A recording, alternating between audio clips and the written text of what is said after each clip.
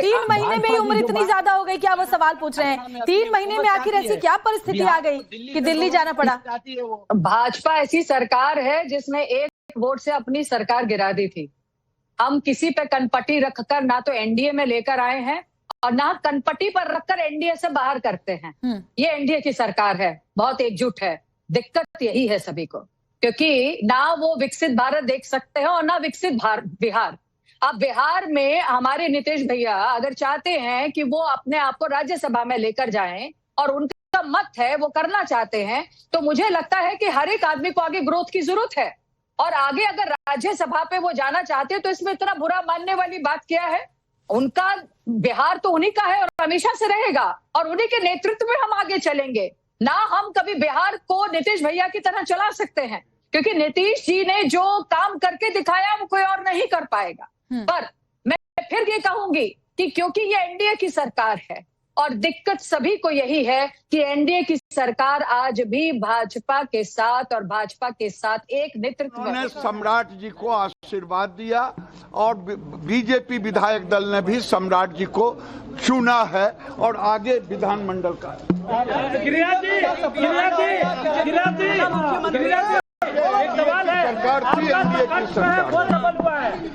आपका भी एक संघर्ष सम्राट चौधरी से अपेक्षाएं रहेंगी। उन्होंने कहा कि आशीर्वाद अपना दिया है और विधायक दल का नेता सम्राट चौधरी को चुन लिया गया है सर्वसम्मति से। बिहार की कमान अब आगे वही संभालेंगे। डॉक्टर बादशाह आलम, आपने सुना अनुजा जी को, उनका ये कहना है कि नीतीश जी के मार्गदर्शन में ही अब सरकार वहां पर चलेगी और वो अपनी मर्जी से अगर राज्यसभा जाना चाहते हैं तो इसमें आपत्ति किस बात को लेकर आरजेडी को है? और आरजेडी को दिक्कत इस बात से है कि आरजेडी को यह लग रहा था कि जेडीयू और बीजेपी में फूट पड़ जाएगी इस पूरे एपिसोड के बाद, लेकिन ऐसा कुछ होता हुआ नजर नहीं आया। एकजुटता के साथ आगे बढ़े और सर्वसम्मति से ये फैसले हुए, यही दिक्कत आरजेडी को है।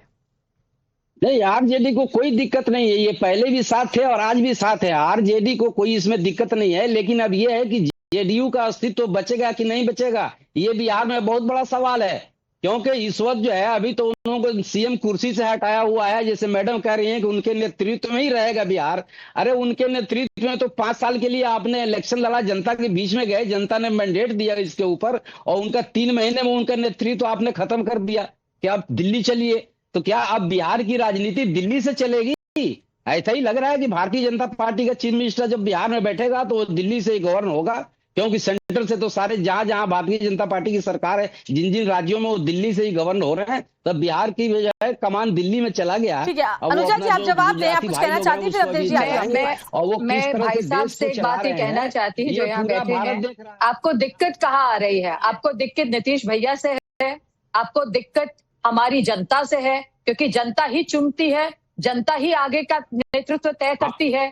आने वाला वक्त जो था, आरजेडी को हटाया किसने? हमारी दिक्कत सिर्फ हमको नीतीश जी से कोई दिक्कत नहीं है, हमको सिर्फ दिक्कत है तो भारतीय जनता पार्टी से दिक्कत है, नीतीश भैया का। क्योंकि आप मुझे बताइए ना, आपको क्यों नहीं जगह मिली? लोग आपको नहीं चाहते थे, ये बात आप समझ लीजिए। आपका जो नेतृत्व था ना आरजेडी का, वो नेतृत्व बिल्कुल जंगल राज। अवधेश सर, आप दोनों ही मेहमानों की बातें सुन रहे हैं। अवधेश सर, आपसे मैं समझना चाहूंगी, जो बात कह रहे हैं आरजेडी के लीडर कि अभी जेडीयू के अस्तित्व पर बिहार में खतरे के तौर पर इसे देखा जाना चाहिए, क्या आपको भी ऐसा लगता है? तो उनको तो खुश होना चाहिए, क्योंकि आरजेडी उनको लग रहा है फिर बीजेपी बहुत मजबूत हो जाएगी तो उनके लिए वापसी करना असंभव हो जाएगा। अरे सुनो, ऐसा है कि जो आरजेडी का वोट था वही तो जेडीयू में गया ना। ये सब पार्टी पहले एक ही पार्टी थी, टूट करके लालू जी के कारण विद्रोह हुआ, समता पार्टी बनी, फिर जनता दल यू बनी है। अब उनको करने देंगे, क्या कर सकते हैं? 5 वर्ष तक तो उनकी सरकार आने वाली नहीं है। अब अरे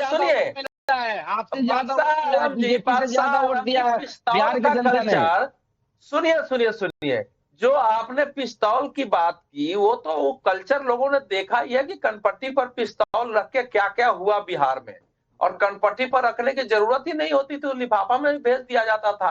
बिहार ने जो है पिस्तौल, बंदूक, बिहार ने बम, बिहार ने AK-47, यही सब तो देखा लंबे समय तक, जो जिसको दूर करने के लिए नीतीश जी आए हैं। अब नीतीश जी अरे के यही कनपट्टी सब पर तो जो है- सोचिए ना, आप जो बोल रहे हैं तो लोग हंस रहा होगा बिहार में। अरे यही सब तो कनपट्टी पर बंदूक यही रखने सब का तो जो है कल्चर तो हमारे बिहार से खत्म हो गया। प्रधानमंत्री जी विश्व आप गुरु लोगों जाके को बिहार याद में कह दिलाते रहे रहे थे कि देखो कनपट्टी पर बंदूक का हमारा कल्चर रहा है। जीत क्या है देखिए बिहार के ये अंदर? एक निर्णय नीतीश कुमार जी की अपना निर्णय है, उनकी अपनी सहमति है। क्या चाल वो तो जब आरजेडी के साथ गए थे तब भी उन्होंने कहा ठीक था है कि मेरा अवधेश जब जी, चुनाव अवधेश जी होगा, उनके हम उनके आरोपों को करेंगे। छोड़िए। आप एज अ पत्रकार, वरिष्ठ पत्रकार हैं आप, जरा हमारे दर्शकों को समझाइए कि इस पूरे एपिसोड के बाद आप भारतीय जनता पार्टी और जेडीयू का राजनीतिक भविष्य बिहार में क्या देख रहे हैं? देखिए ऐसा है कि अभी तो कोई समस्या नहीं होनी है। किसी भी जनता दल हो या किसी जैसी पार्टियों का या आरजेडी या इस प्रकार के तथा कथित समाजवादी धारा से निकली हुई पार्टियों के भविष्य के बारे में कोई भविष्यवाणी नहीं कर सकते हैं। शुरू से ही लोहिया जी का सिद्धांत था कि सुधरो या टूटो, तो ये लोग सुधारते नहीं रहे हैं, टूटते रहे हैं। लेकिन ये जनता दल थोड़ा सा भारतीय जनता पार्टी के साथ रहकर आधुनिक तरह से ये डेवलप हुई। अब नीतीश जी के कद का कोई एक नेता इस समय नहीं है जनता दल में। वही तो जनता दल को भी नए स्थिति में अपने को एडजस्ट करने में समय लगेगा। लेकिन भारतीय जनता पार्टी कम से कम जब तक ये साथ है तब तक उनको तोड़ने की कोशिश या उनको उससे बीजेपी को क्षति होने, बीजेपी ऐसा करने वाली नहीं है। तो अभी जनता दल में कोई खतरा नहीं है। 89 विधायक वैसे भी टूट के लिए कितना चाहिए, अगर 2, 4, 5, 10 जाना चाहेंगे तो उनकी विधायक ही चली जाएगी।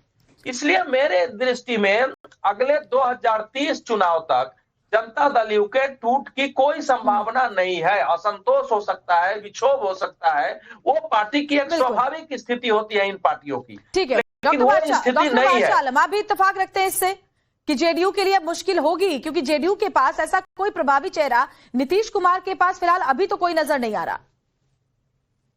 देखिए इधर तो जेडीयू के पास नीतीश जी के बाद कोई चेहरा है, ना भारतीय जनता पार्टी में भी कोई चेहरा है। और जहां तक ये आरजेडी की बात कर रहे हैं हमारे अवधेश भाई हैं वैसे ये पत्रकार, लेकिन हम तो इनको बीजेपी का प्रवक्ता ही मानते हैं। तो अब बीजेपी आप लोग तो सबको बीजेपी का प्रवक्ता ही मानते हैं। आप सारे मेहमानों को भी, आप एंकरों को भी, सबको बीजेपी का प्रवक्ता मानते हैं। बिहार में मुश्किल। ठीक है, भारतीय जनता पार्टी का हम एक सिपाही हैं।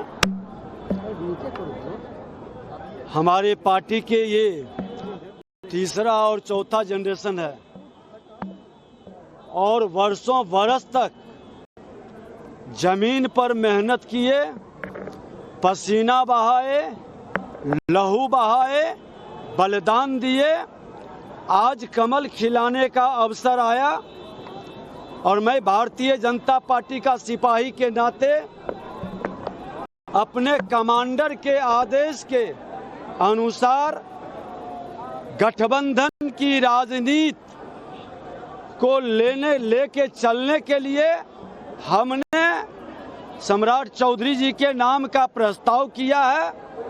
और भारतीय जनता पार्टी हमेशा त्याग तपस्या के बल पर बिहार के विकास, उन्नति और समृद्धि की ओर डबल इंजन की सरकार प्रधानमंत्री नरेंद्र मोदी जी के सपना को साकार करेगा। तो बिहार से ये तस्वीरें सामने आ रही हैं और अब देखिए सम्राट चौधरी लोगों का अभिवादन स्वीकार करते हुए उन्होंने कहा कि बड़ी जिम्मेदारी मुझे मिली है जिसको मैं पूरी ईमानदारी के साथ निभाने की कोशिश करूंगा और बिहार को प्रगति के राह पर अग्रसर करने की जो प्रधानमंत्री नरेंद्र मोदी का विजन है उस दिशा में